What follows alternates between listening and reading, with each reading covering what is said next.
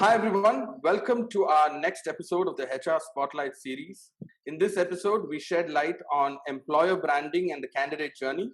The leaders are going to share their experiences on creating an authentic employer brand that resonates with candidates in this new normal. I have with me Mr. Vikas Baghel. Uh, he has more than 11 years of experience in talent acquisition. In his current role, he is leading the talent acquisition COE at HCL. Mr. Aman Gupta, Senior Director HR at Tata Communications. He has more than 15 years of experience in talent management and is presently the head of talent acquisition, talent management, and OD at Tata Communications. Next, we have Ms. Pranali Save, CHRO iCertis. She has more than 20 years of experience in the HR domain and is presently the global head of HR at iCertis. Thank you for joining us, everybody. I was recently reading research by PathMotion, which said that 80% of talent leaders believe employer branding is a key driver of making quality hires. Yet only 50% of companies believe they have a proactive brand strategy. So there's definitely a bit of a disconnect. We all know that employer brand matters, but there's a gap when it comes to execution and getting stakeholder buy-in. In this episode, we explore the steps that organizations can take to instill employer branding at every stage of the candidate journey and bring the right kind of stories to life in their employer brand strategy. We have some really tough questions in store for our leaders, so stay tuned. The first question is, what employer branding campaign during this COVID-19 are you most proud of? We'll start with you, Vikas. Yeah, so there are many which we did, but I think one of them is we did for our employees called Take Care HCL. It was very simple, but we did series of actions there where we communicated anything and everything around COVID, because the first priority was the safety and health of our employees, and that's why this campaign started sometimes last January and early February, because every week there was new story emerging, right, from some part of the world, and therefore we decided that it is very important for us to create this leadership cohort who will look into this particular COVID matter and how should we go about it. And that's where we created this campaign called Take Care HCL, where we tied up with John Hopkins Hospital. We had our sister concern HCL Healthcare. So we had experts from there into that group, and they started giving their expertise on how should we communicate, what should be the all the guidelines we hear about, how to manage COVID. Under the umbrella of this campaign, we started taking that communication out. We ensure that all the HR teams across multiple countries and geographies are on the ground doing one-on-one with all the employees, and with the help of HCL Healthcare, at least in India, in Chennai, Noida, and Bangalore, which are our large centers, we created those last mile help for employees. Some of them needed ambulances, some of them needed to because a lot of young employees travel back to their hometowns, and some of them fallen sick of COVID-19, and they did not have facilities of best hospitals. And that's where this last mile reach out one-on-one programs really helped us to identify those. You would have read about the story, right? Within 48 hours in Noida, we set up that communication center, which was leveraged by district magistrate of Noida, not only to HCL but to hear from all the Gautam Buddha residents to say how they are coping up. So HCL became the first line of defense. Thank you so much, Vikas. That's actually great. I think that was more than just a brand campaign. This was also great policy and just great efforts from the company. The same question, I'll pass it on to you, Pranali. What employer branding campaign are you most proud of? So I'd say I'd pick the iCertis Everywhere campaign. So when COVID started, and we were one of the first companies globally to go 100% work from home mode, and we came up with this iCertis Everywhere about jobs that could be done remotely, not just for the new hires but even existing employees.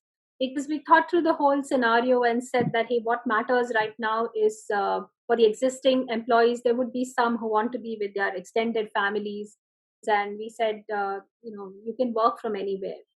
We also opened it up for remote jobs. So you can be in any part of India or technically even the world. But particularly for India, we said iCertis everywhere matters. And the target was also to look at tier 2, tier 3, tier 4 cities, go down to the last villages, because it's not just about getting a job done from anywhere. It's not just about creating a remote job, but it's also about taking an opportunity to the smallest of the villages.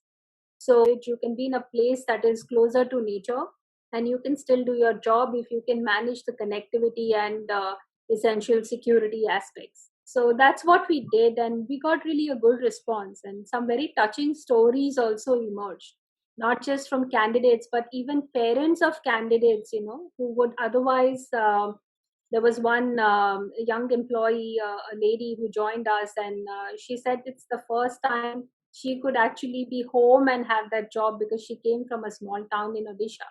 So those kind of things, I think it's touching lives. It's not just about making a job remote. That's brilliant to hear, especially that story that you told about the young lady. I think this branding activities like this will also start, and this kind of situation will lead to some great opportunities for everyone as well. I would like to pass on the same question to Aman. Yeah, thanks, Rohan. So nice to hear, all the reflections that I got here. At Tata Communications, we had a very unique challenge. One, that the nature of the company that we are, working from home was nothing new for us. Globally, we are all across the world and we have more than 200 points of presence. And a lot of our colleagues work from home. So the working from home was nothing new for us. Also, at the same time, given that, uh, we were in a space where, our services was deemed as essential services. The whole BCP team that came together did a wonderful job. And, we then ramped up very, very quickly from there. And, we had various innovative ways to reach out to our employees across the world. So, we started something called as the virtual works, which was a hashtag that we started, which started trending on our internal social media and our internal platforms. And it was just amazing to see how it kind of, caught fire. We had virtual works where people would come in, with superhero themes and, say, okay, we'll get over this. People would come and have virtual parties. People would come and have virtual, family days and so on and so forth. Because what we realized is that people are really missing the connect. At the same time, for our employees who were there on the field, who, we had a full, campaign which had an outpouring of appreciation, thank you, gratitude for, our colleagues out there who are braving it all to keep the networks working. From an external, candidates, we actually went and we hyper personalized our communication with our, prospective candidates, people who are supposed to join. The one-on-one connects increased. We wanted to make sure that people would have anxieties about, now, okay, now would my joining happen? Would my joining not happen? How would I be onboarded? How would I be inducted? We also moved our entire, while our onboarding was already digital, but we very quickly moved a lot of our corporate and functional induction also online and made it digital, so that anyone who came in, felt that yes, this organization is ready to receive me. They care. That's great to hear, Aman. Some of those stories of hyper personalization, I think most candidates would really appreciate in this time, particularly. So we go on to the next question, and this is to Vikas and Pranali. I'll start with you, Vikas. This question is a very intriguing one, particularly because of how the EVP kind of informs the employer brand. So I want to ask you, what is the one employee value proposition that has gained more importance ever since this pandemic started? I think it's difficult to pick one, but I believe from if you look at it from employees' lens, employees was always looking for job security, financial security, sense of belongingness. sense of care from organizations, so to say. I think that needle has not moved. They're still expecting same thing, perhaps. What they have been expecting pre-COVID. What has really moved is the other side of the table, which is the leadership. Uh, I think, and I'm not talking about HCL, but industry on whole. You would have never seen such leadership connect ever, perhaps. The engagement level, if you do a survey today, perhaps it will be in high 70s, high 80s, which is unheard of. Leaders also felt that the first response to deal with is to ensure that I talk to employee with a lot of clarity, with a lot of authenticity, and make him feel the safe and secure. And that was the common theme, and that's why I was reading this very interesting article where somebody said that the CEOs have suddenly become chief empathy officers. A lot of people are showing a lot of empathy because they realize it's an important tool. It's not only about, and my bottom line and top line is only going to matter when my employees are feeling that okay, company, they're taken care of, they're not falling ill, they're not falling sick, and second, they feel the belongingness, they feel that company is taking care of them, and therefore they should take care of the company. And we in HCL we have been propagating employee first, right, for many years. And not only in this crisis, even in 2008, when the financial meltdown happened, we said that no HCLite left behind. And similar thing, our CEO and CHRO had said, openly, to say that no HCLite left behind. There are no jobs are being at threat. I think that from the EVP tenants perspective, I think from the employee side is still expecting the same thing. From the other side, I think people have started giving due importance to a lot of other things, which perhaps in the usual run of the mill kind of business scenario were left behind. But leadership realized the importance of those things, and they started really actioning on some of those things on their own. The skip levels, for example, I've never heard that amount of skip levels happened ever, right? People themselves, leaders themselves are coming and saying that, hey, every fortnight I want to talk to my skip level employees and just want to hear them out. It's really nice to hear that empathy has become such an important tool in an HR professional's arsenal, because I think these times actually call for it more than ever. The same question to you, Pranali. What is the one employee value proposition that has gained more importance, you feel? We realized that these backgrounds, the scenarios were very different for each employee. And even in the small surveys that we did, people had different asks, different needs. So we said, let's focus on offering flexibility to people. So we came up with this framework, 4 rings of responsibility. So, it goes in a sequence. Your first ring is basically take care of yourself. So nothing selfish about taking care of yourself. And that's what you should start with. Having done that, the second ring talks about take care of family. So we said, now that you've taken care of yourself, focus on your family, your dependents, your parents, those that need attention. Because you are not going to be able to focus on your job unless that is out of the way. You have peace in your mind that you've taken care of the people who matter to you. The third ring then is take care of community, interestingly, because we are part of the larger community. So a lot of our decisions of extended work from home, we announced quite early that we would work from home for the rest of this year. And the reason we did that was also that we are coming from an industry where we are privileged to be able to function equally well from home. So with that in mind, we said take care of community. We looked at the savings we had from the office operational costs and made those as donations to Naidu Hospital, to for PPE care units, to the cybercrime police, because cybercrime was going up. And the last but equally important ring was to take care of business, where we looked at how we can do remote deliveries, how we can be there, how we can offer business continuity to our customers. So this framework was presented, and then we said that, hey, now this is a framework that's available. So each employee essentially uses their own needs, etc., to make a decision on that. And you make a call. You feel empowered to decide on what times you kind of log in, when do you need your breaks. So building the whole flexibility approach and giving a framework, so people are anchored in their decision making, they know how to prioritize. So that is what we did. And another example of how we've used this is we recently had these care hampers that we gave to employees. There also we said, hey, let's not make assumptions. Let's ask people what they want. So, some people had connectivity problems, some had electricity outage problems. So we had UPS options, we had, ergonomic chairs for those who wanted. And also, given the pandemic, given the lockdown, we actually home delivered all of these items, including the chairs.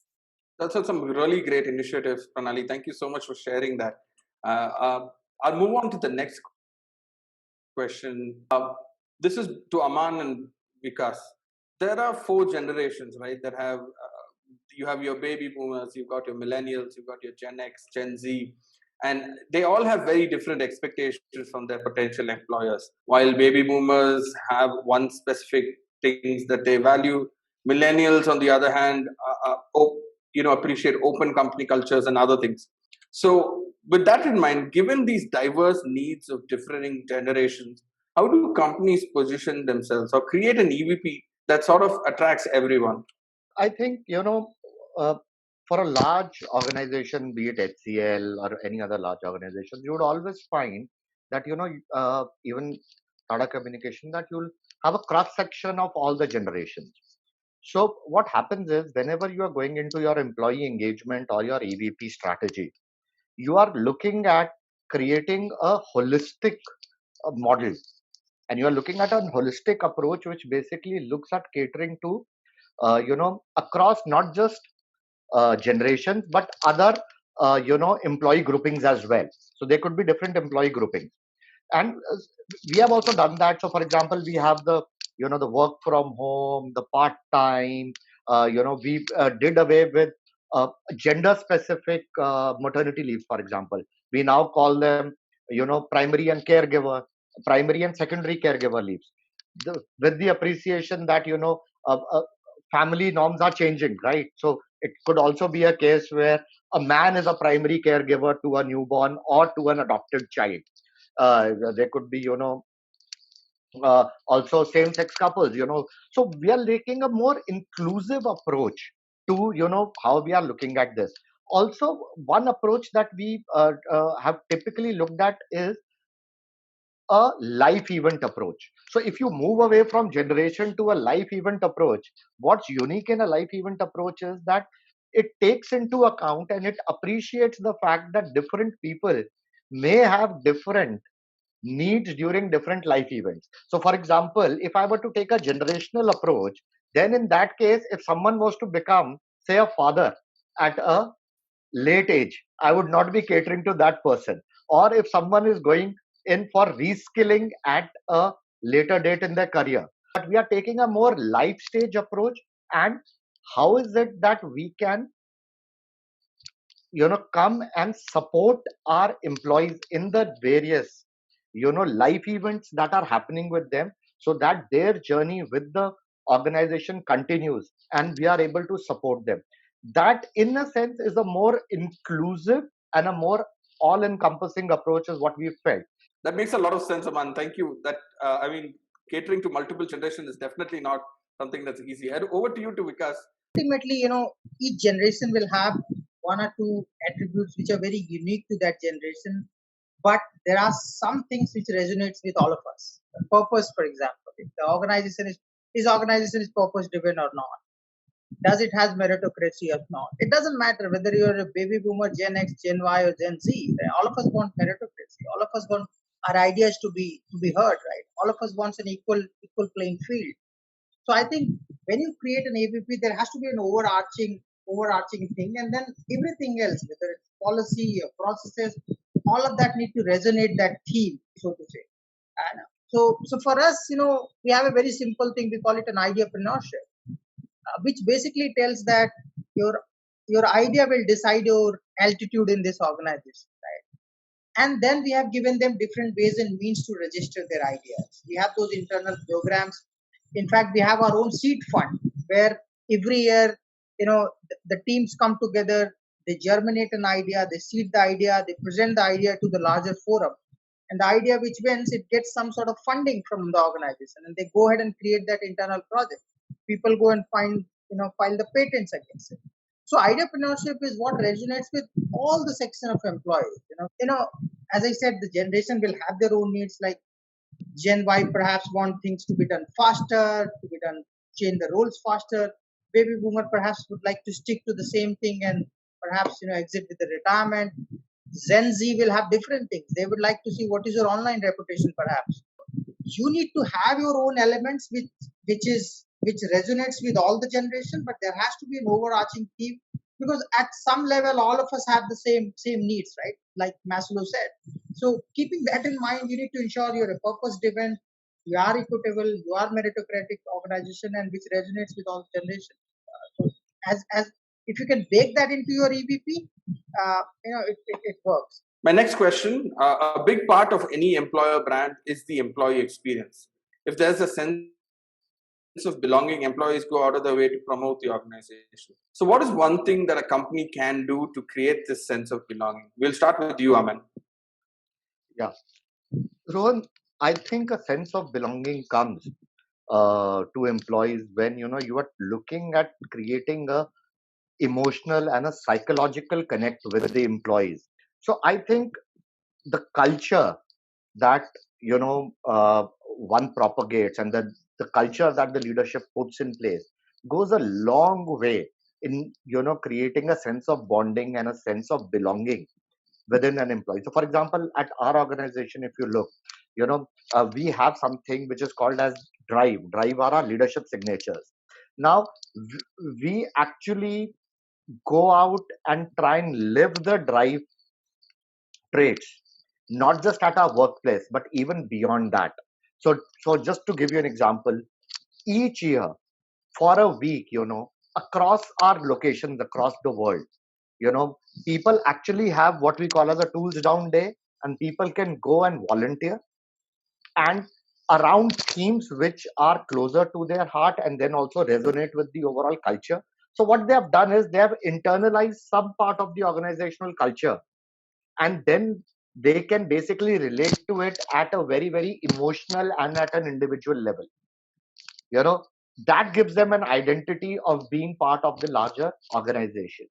When similarly, our entire coaching conversations, our entire reward recognition framework, all of that, revolves around the company culture. So essentially what I'm trying to say is, if we are able to create rituals which then rally people around it, and people are able to then create a larger emotional connect with the organization, that is how it works. And one of the other important aspects in that is, how is the leadership team basically seen upon and is looked upon as? And I really love the idea of tools down day. I hope a lot of other organizations think about it. It could be very useful in this time of crisis to have people volunteering. I'll pass the same question on to Pranali. What is the one thing do you think an organization can do to sort of create the sense of belonging? So, well, to start with, we offer stocks, iCertis stocks to every employee who joins, right from the fresher to the most senior person, which automatically, when you own the organization, and for a unicorn and startup, that's the biggest thing from a sense of belonging perspective.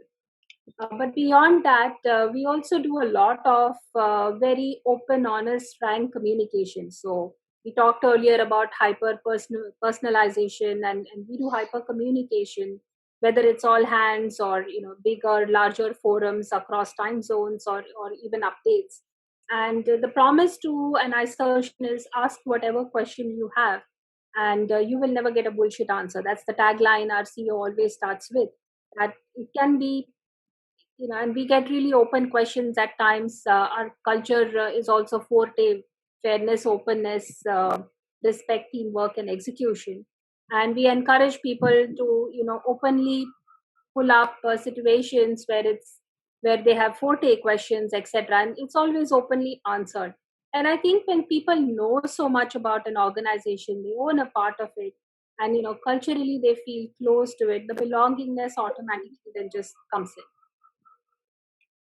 That's really great. I like the fact that you guys would answer every question, and I appreciate that line. I think it would really get traction with the employees.